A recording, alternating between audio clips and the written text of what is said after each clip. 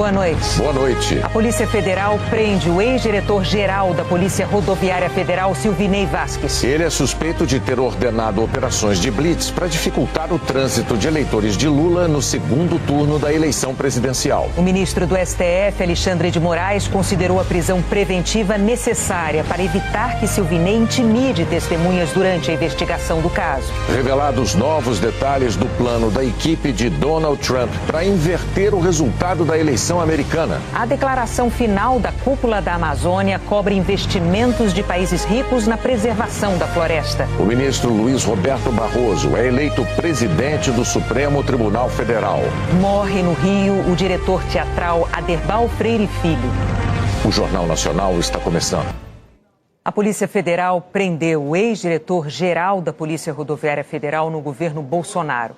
Silvinei Vasquez é suspeito de ter tentado dificultar o trânsito de eleitores de Lula no segundo turno das eleições.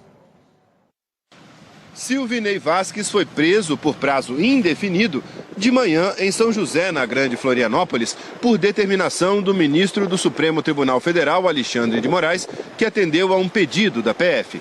A PF também apreendeu celulares, computador e passaporte de Silvinei e cumpriu 10 mandados de busca e apreensão contra 7 ex-dirigentes da PRF, todos suspensos a partir de hoje por 2 meses. Eles são investigados por suspeita de tentar interferir no resultado do segundo turno das eleições a mando de Silvinei Vasquez. De acordo com a PF, integrantes da PRF montaram fiscalizações nas estradas para dificultar a circulação de eleitores no dia 30 de outubro. As operações ocorreram em grande parte no Nordeste, onde o então candidato Lula tinha vencido no primeiro turno e liderava com folga nas pesquisas de intenção de voto. Um relatório do Ministério da Justiça mostrou que a PRF fiscalizou mais de 2.000 ônibus na região, um número muito acima do ocorrido nas outras regiões. Já a PF encontrou em celulares de policiais rodoviários um mapeamento das cidades onde Lula teve mais de 75% de votos no primeiro turno.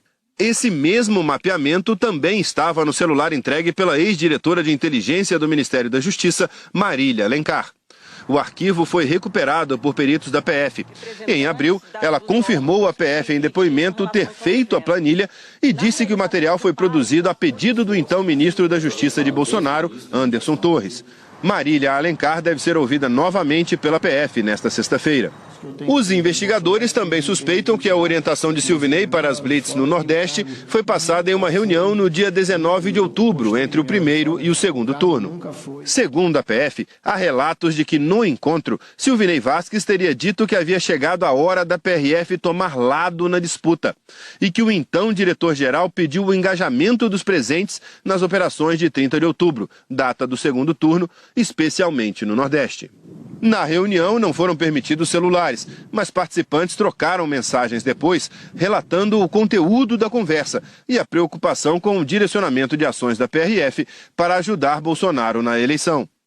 Em uma mensagem sobre o encontro obtida pelos investigadores, o policial rodoviário Adiel Pereira Alcântara, então coordenador de análise de inteligência da corporação, relata a um colega que o então diretor-geral da PRF teria determinado um policiamento direcionado nas cidades do Nordeste. Para evitar versões combinadas, Alexandre de Moraes determinou que a PF colhesse, ao mesmo tempo, o depoimento de 47 policiais rodoviários que estavam nessa reunião, o que ocorreu ao longo do dia. Silvinei Vasquez foi transferido de Florianópolis para Brasília no meio da tarde pela Polícia Federal e será ouvido aqui amanhã pelo delegado que preside o inquérito. Ele vai passar a noite de hoje na PF e amanhã deve ser transferido para a penitenciária da Papuda. No pedido de prisão, a PF afirmou que um diretor-geral de uma instituição policial de Estado atuar de forma a determinar um policiamento direcionado e mencionar que a instituição deveria escolher um lado, indica uma atuação como polícia de governo, colocando interesses sociais e políticos acima dos interesses da sociedade, o que é inadmissível em um Estado democrático de direito. E que as ações da PRF não constituíram um ato isolado com o mero intuito de vitimar a lisura do sistema eleitoral brasileiro, mas foram uma parte de um conjunto de atos que se iniciaram ainda em 2019 com a divulgação de fake news e notícias não lastreadas, com o objetivo de desacreditar o processo eleitoral brasileiro, culminando com os notórios atos antidemocráticos do dia 8 de janeiro de 2023.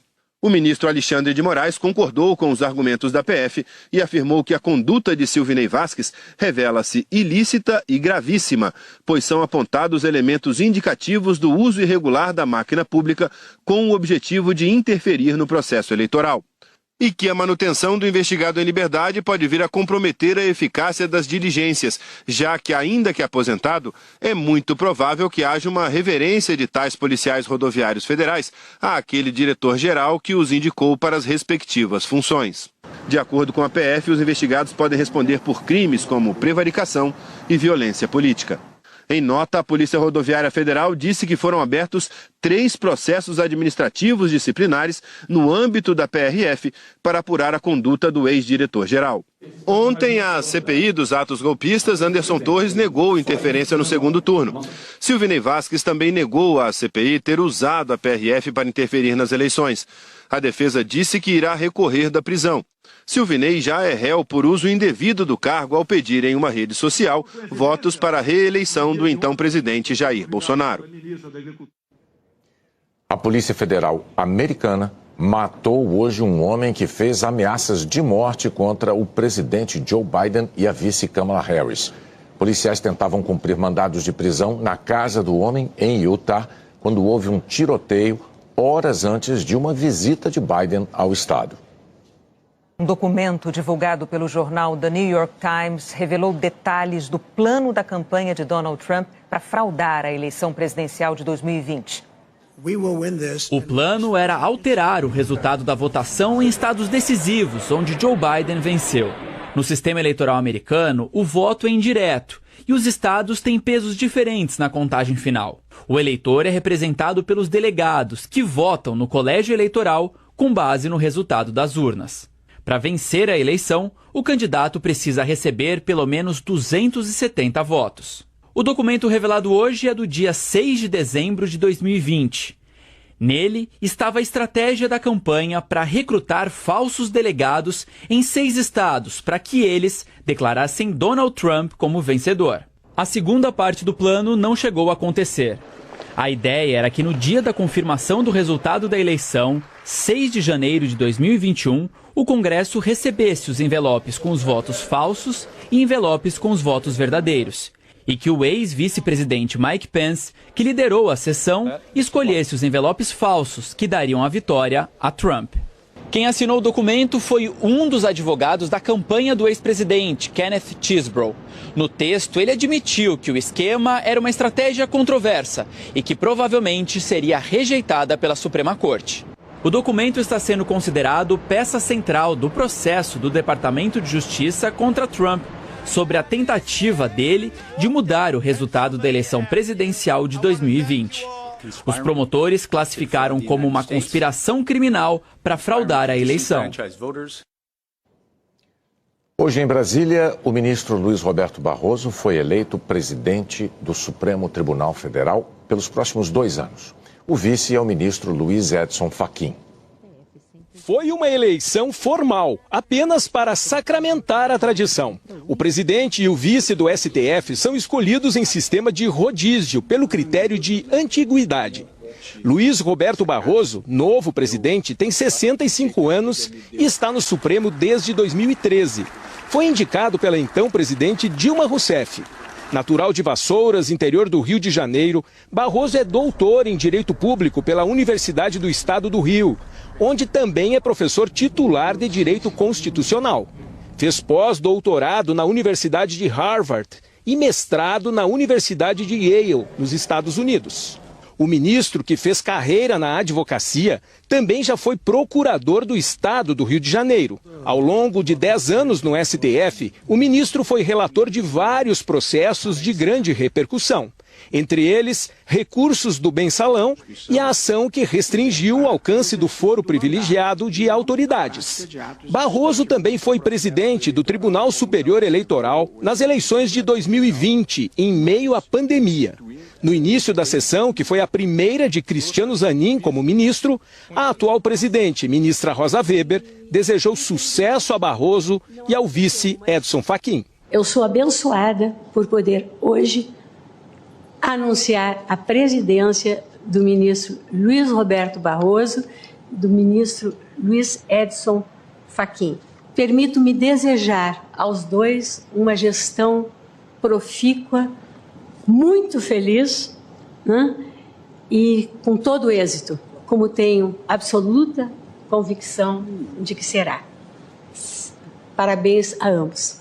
Em seguida, Barroso elogiou o que chamou de carreira extraordinária de Rosa Weber à frente do STF e disse que será uma honra chefiar o Poder Judiciário. Eu recebo com imensa humildade essa tarefa que me é confiada e consciente do peso dessa responsabilidade. E eu pretendo dignificar a presidência, dignificar a cadeira que Vossa Excelência hoje ocupa. Eu gosto de dizer que a vida me deu a bênção de servir ao Brasil sem ter nenhum outro interesse, sem ter nenhum outro propósito que não seja o de fazer um país melhor e maior e, na medida do possível, disseminar o bem e a justiça por todo o país. De modo que eu gostaria de dizer que eu conto com a colaboração fraterna de todos os colegas, porque não há gestão que possa ser bem sucedida nem vitoriosa sem a colaboração de todos. O Procurador-Geral da República, Augusto Aras, também parabenizou os eleitos. O Ministério Público se associa a todos os votos de sucesso, de parabéns, assim como participa desse momento com um senso de muita satisfação de saber que a justiça brasileira estará muito bem entregue nos próximos 2 anos. Dias Toffoli foi o próximo a falar. Com a voz embargada, disse que estava emocionado por vários motivos. Lembrou os ataques ao STF em 8 de janeiro e, assim como Rosa Weber, lembrou o colega ministro Teori Zavascki, que morreu num acidente de avião em 2017 e que seria o presidente agora. Por fim, Toffoli homenageou Barroso, Fachin e Rosa Weber. Essa cadeira é muito trabalhosa, não é fácil, não é fácil. Assim me dissera a ministra Carmen Lúcia quando a mim me passou, desejando a sorte de ter tempos melhores.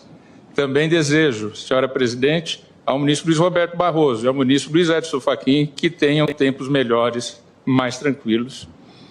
Mas sem deixar de dizer que Vossa Excelência, apesar das situações difíceis, honrou e fez o melhor possível. Os ministros Luiz Roberto Barroso e Edson Fachin devem assumir o comando aqui do Supremo no dia 28 de setembro, dias antes da aposentadoria para a permanência no cargo. Barroso também vai presidir o Conselho Nacional de Justiça, que, entre outras funções, fiscaliza o Poder Judiciário. Os mandatos são de 2 anos. A seguir, o documento final da Cúpula da Amazônia. Celulares roubados voltam para as mãos dos donos no Piauí. A Polícia Civil do Paraná e a Polícia Federal prenderam um suspeito de abusar de 300 crianças e adolescentes usando jogos online para chegar às vítimas. Em troca de presentes virtuais, ele pedia fotos e vídeos íntimos. A polícia não revelou o nome do estudante de psicologia e afirma ter encontrado milhares de arquivos de pornografia no computador dele. Em São Paulo, a polícia prendeu Amadou Diallo, de Guiné-Bissau, com mais de 300 celulares roubados. A maior parte iria para a África. Ele usava computadores para desbloquear os aparelhos e invadir contas bancárias. Depois de um mutirão para tirar de circulação celulares roubados, o governo do Piauí está devolvendo os aparelhos aos donos. O auditório da Secretaria de Segurança ficou lotado de gente que já não esperava mais ter o telefone de volta. Os donos de 290 celulares roubados foram chamados hoje pela polícia do Piauí. O seu Anderson recebeu de volta 4 aparelhos de uma vez só, todos roubados no começo deste ano. A Maria ainda estava pagando um aparelho que foi devolvido hoje. É muito feliz e eu agradeço demais. Os celulares foram localizados pelo Serviço de Inteligência da Polícia, investigando as ocorrências registradas nos últimos 3 anos, e o e-mail, que é o código do registro de cada celular. A partir dessas informações, a polícia chegou aos supostos receptadores que foram intimados. No fim do mês passado, foi feito o primeiro mutirão em Teresina. Quem não conseguisse comprovar a origem do aparelho, tinha que devolver. A intenção da Polícia Civil do Piauí é intimar até o fim do ano cerca de 20 mil pessoas que estão usando celulares que podem ter sido roubados ou furtados. A expectativa é que esses celulares voltem para as mãos dos verdadeiros donos. Um alívio para quem teve o aparelho roubado. Eu não contava mais com o aparelho. E agora a sensação? De muita alegria. Só? O ministro da Defesa, José Múcio Monteiro, esteve hoje na base militar de Formosa, em Goiás, onde 2 militares da Marinha morreram de um helicóptero. 3 vítimas continuam internadas em Brasília. A investigação deve durar até 6 meses. Um navio cargueiro resgatou 4 imigrantes sobreviventes de um naufrágio no mar Mediterrâneo. Eles contaram que saíram da Tunísia há 6 dias e que 41 pessoas morreram. Os 4 foram levados para Lampedusa, na Itália. A cúpula da Amazônia, em Belém, terminou com um acordo de união pela floresta. 12 países que abrigam florestas tropicais assinaram a declaração conjunta. Os representantes dos países amazônicos e os chefes de Estado da Indonésia, República do Congo e República Democrática do Congo, nações onde também há grandes extensões de florestas tropicais. O objetivo é criar uma agenda comum para discutir financiamentos e outras formas de apoio à preservação ambiental. Representantes da Noruega, um dos principais financiadores do Fundo Amazônia, também participaram das discussões. O fundo administrado pelo governo federal capta doações para iniciativas de proteção ao meio ambiente na região. No documento, os líderes reconhecem a contribuição dos povos indígenas e tradicionais para preservar a biodiversidade e a necessidade de transformar as florestas em centros de desenvolvimento sustentável para enfrentar a crise climática. Aqui se comprometeram a buscar soluções para fazer uma transição ecológica justa, que leve em consideração a prosperidade econômica, a proteção ambiental e o bem-estar social da população. Numa declaração à imprensa, o presidente Lula afirmou que negar a crise climática é uma insensatez e que preservar a floresta exige dinheiro para cuidar da população amazônica. É a natureza que está precisando de financiamento. Por isso eu disse ontem que todo mundo, em qualquer país do mundo que você vai, fala da Amazônia. E esse encontro é a Amazônia falando para o mundo, dando resposta ao mundo do que nós precisamos. Hoje, negar a crise climática é apenas insensatez. Mas valorizar a floresta não é só manter as árvores em pé. Significa dar dignidade para as quase 50 milhões de pessoas que moram na Amazônia sul-americana. Os acordos fechados em 2 dias de intensas negociações resultaram na Carta de Belém com mais de 100 objetivos a serem implementados pelos países da Organização do Tratado de Cooperação Amazônica.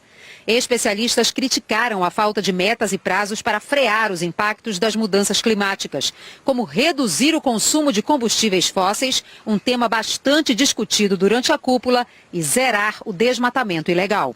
Houve discussões prévias à cúpula dos diálogos amazônicos, em que foram elaborados vários relatórios, 6 relatórios, com contribuições da sociedade civil do que se esperava para a cúpula. Um ponto específico, por exemplo, que saiu dos relatórios foi o pedido de que fosse determinado uma meta de eliminação do desmatamento ilegal até 2025 e desmatamento legal até 2027, e isso acaba não sendo acolhido nessa carta. A carta podia ter talvez um compromisso mais objetivo dos países na questão do reconhecimento dos direitos territoriais dos povos indígenas e comunidades tradicionais, mas ao mesmo tempo ela traz de uma forma inédita a consideração da importância desses povos e comunidades tradicionais para a Amazônia e para esse esforço de combate às mudanças climáticas, como talvez nenhum outro documento internacional tenha reconhecido. A seguir, a morte do diretor teatral Aderbal Freire Filho.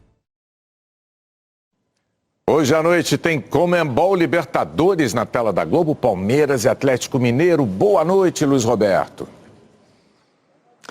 Boa noite, William. Boa noite, Renata. Boa noite a todos. Pois é, um grande clássico do futebol brasileiro, William e meus amigos do Brasil, aqui na Casa do Verdão. São esperadas 40 mil pessoas daqui a pouco aqui na Casa do Palmeiras. Eu lembro, você vai vendo aí imagens da Casa do Verdão, que na partida da semana passada o Palmeiras venceu no Mineirão por 1-0, um gol do Rafael Veiga. Portanto, hoje o Palmeiras joga pelo empate para conseguir a classificação. O Atlético precisa de uma vitória por um gol de diferença para levar a disputa por pênaltis ou por 2 ou mais gols de diferença para se classificar durante o jogo. E o Atlético, depois de 10 partidas, voltou a vencer no Brasileirão no fim de semana. Ganhou do São Paulo no Morumbi por 2-0. Palmeiras poupou alguns titulares, mas todos estão à disposição. Lado de fora tem movimentação intensa. As duas torcidas, que são em tese companheiras, eles têm um acordo entre eles, chegam com tranquilidade para o jogo desta noite aqui em São Paulo. Expectativa enorme e vamos conhecer aqui um classificado para a fase de quartas de final. A bola vai rolar às 9h30. Conto com você, Bonner, Renata. Então, até já, Luiz Roberto. Nesta Copa do Mundo Feminina, a FIFA vai pagar a cada jogadora por participação um valor inédito. Estádios cheios na Austrália e na Nova Zelândia. Milhões de pessoas pelo mundo conectadas às transmissões dos jogos. Sinais de uma Copa considerada um sucesso comercial pelos organizadores. Até por isso, pela primeira vez na história, quase metade dos 110 milhões de dólares em prêmios distribuídos pela FIFA será das artistas do espetáculo. As 736 jogadoras inscritas na Copa do Mundo terão uma premiação individual mínima de 30 mil dólares, ou 147 mil reais. Mas os valores aumentam conforme as equipes avançam na competição. Cada uma das 23 atletas que serão campeãs no dia 20 de agosto vai receber 270 mil dólares, o equivalente a 1.300.000 reais.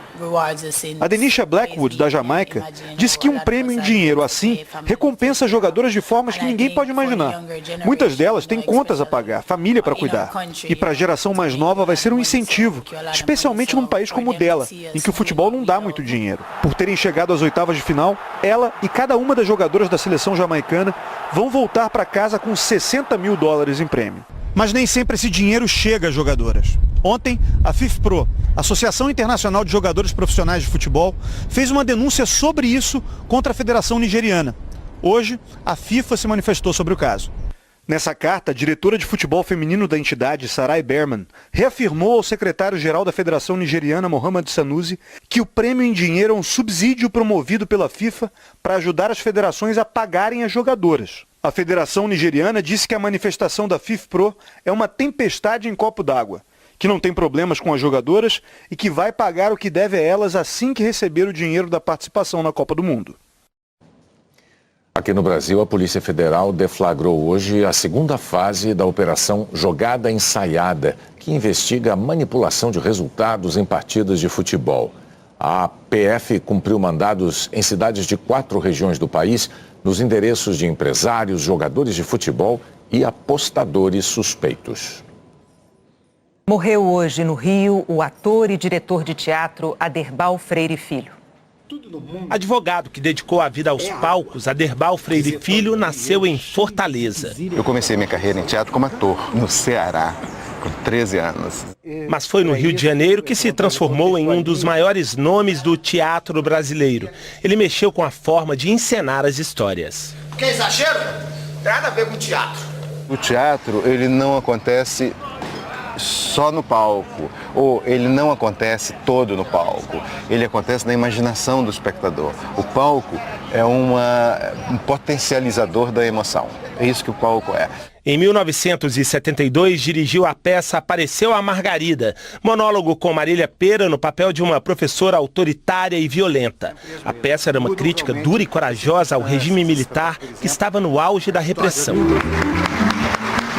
Em 2003, ganhou o prêmio Faz Diferença do jornal O Globo na categoria Teatro. Esse é um prêmio que eu recebo em nome de todos os artistas de teatro do Rio, do Brasil, muitos, quase todos mais merecedores do que eu, mas recebo pelo teatro. E ganhou em 2013 o mais importante prêmio do teatro brasileiro, o Shell, com a direção da peça Incêndios. Por favor, não diz nada, deixa o silêncio. Eu vou me calar. A arte dramática era o que movia Aderbal. Ele dizia gostar de fazer muitas coisas ao mesmo tempo.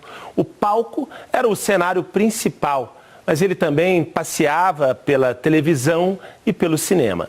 Foi ator junto com os amigos Domingos de Oliveira e Paulo José no filme Juventude, que mostra o encontro de 3 homens na casa dos 70 anos, relembrando os melhores momentos da vida. Na TV Globo, dirigiu e atuou no seriado Tapas e Beijos. Aderbal Freire Filho estava internado por conta de complicações de um AVC hemorrágico e morreu aos 82 anos no Hospital Copstar, na zona sul do Rio. Um dia de luto para o teatro brasileiro e para a atriz Marieta Severo, com quem era casado há mais de 20 anos. Era um cara de teatro incrível que te ajudava a parir uma cena, que tinha um conhecimento de palco, de personagem extraordinário. Aderbal, vá em paz, meu mestre, esse cara incrível que você foi e é. E Marieta, meu beijo imenso para você. Até amanhã.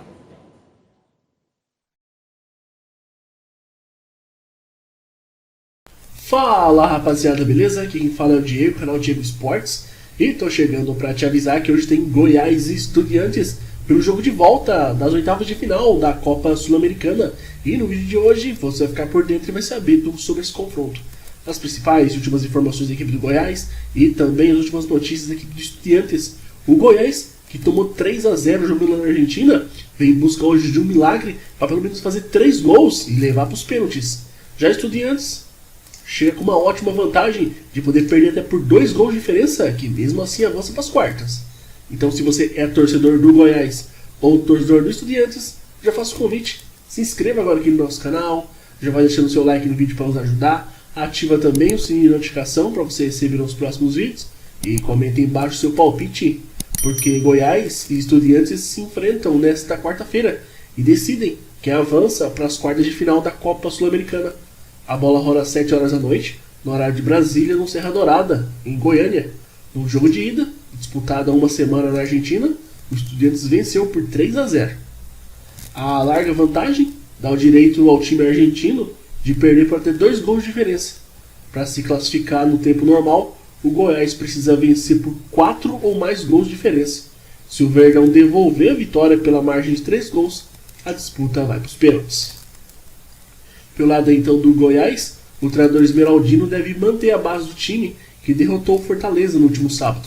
O zagueiro Bruno Melo, que não pôde jogar por força contratual, retorna. Existe a expectativa também para a entrada do atacante Alando, que foi bem diante do Fortaleza. Ele disputa 2 vagas com Vinícius e Anderson Oliveira. Provável escalação hoje então do Goiás deve ter o Tadeu, Bruno Melo, Lucas Halter, Hugo e Maguinho, Morelli, William Oliveira, Guilherme Marques, Anderson Oliveira, Alano e João Magno. Já pelo lado do Estudiantes, o treinador argentino deve repetir a escalação do jogo de ida, já que o time não jogou no meio de semana. Destaque para o meio atacante Benjamin Rollier, de 23 anos, autor de 2 gols em La Plata. Na temporada argentina ele já fez 11. Provável escalação então do Estudiantes deve ter Andújar, Leonardo Godoy, Santiago Nunes, Lolo e Benedetti, Jorge Rodrigues, Santiago Ascacibar, Rolicer, Zuc e Zapiola e Mauro Mendes. O jogo vai ser apitado pelo Jerry Vargas, com assistente número 1 José Antelo, assistente número 2 Eduardo Saavedra, trio de arbitragem boliviano, e na arbitragem de vídeo o equatoriano Carlos Orbi. Como a gente já disse, no primeiro jogo 3-0 para o Estudiantes, os gols foram marcados por um gol de Guido Carrillo e 2 gols de Benjamin Rolicer. Para chegar até que as oitavas de final, o Goiás foi líder do grupo G. Em 6 jogos fez 12 pontos, foram 3 vitórias e 3 empates, marcou 7 gols, sofreu 3 e teve um saldo positivo de 4 gols. O grupo tinha o Universitário do Peru, que ficou em segundo, em terceiro ficou o Santa Fé e em quarto o Ginásia. Já a equipe do Estudiantes ficou em segundo lugar no grupo C, foram 6 jogos e 14 pontos, 4 vitórias e 2 empates, 14 gols marcados, 1 gol sofrido e um saldo positivo de 13 gols.